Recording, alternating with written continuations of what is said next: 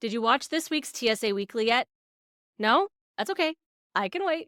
Just pause this video real quick, scroll down to the description, right click, open that in a new tab, watch it, and then come back here and hear what God has to say about this. Once you've watched, let's get into this. But before we do, make sure you like this video, subscribe to the channel if you haven't already, and ring that little notification bell so that you never miss a tutorial or upload. The overall concept I'm talking about this week is the idea that while you can do anything, you can't do everything. And I'm going to be transparent here. I was inspired to do this topic this week by my pastor's sermon.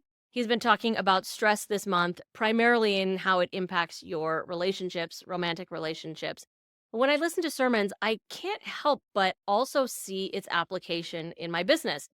I'm a business owner. That kind of colors everything that I consume and that I hear. So over on the TSA Weekly, I'm talking about the practical side of this, which is why I highly encourage you to go and give it a watch. But over here on Faith and Focus, I want to talk about the most important thing, which is God's will. One of the verses from the sermon that I heard this past week that really kind of gripped my attention was Ephesians 5:17. And I'm going to read it for you first in the NIV, which is, "Therefore, do not be foolish, but understand what the Lord's will is." I mean, this is already pretty clear, right? Don't be an idiot. Pay attention to the Lord's will.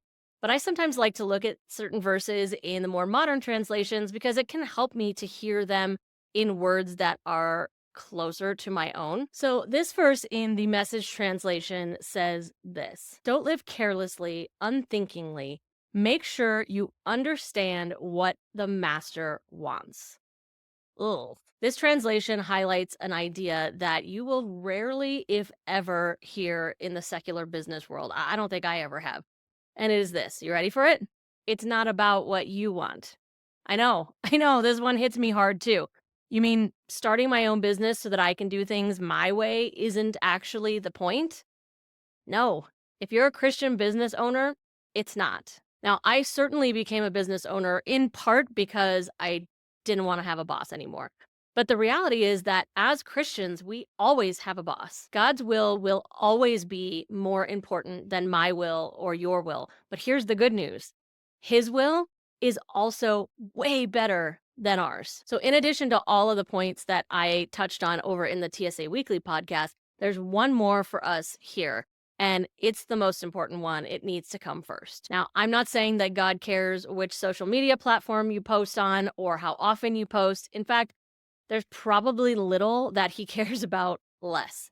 But when you're deciding where to put your energy and effort in your business, there's really only one question that you need to ask yourself. What does God want me to do?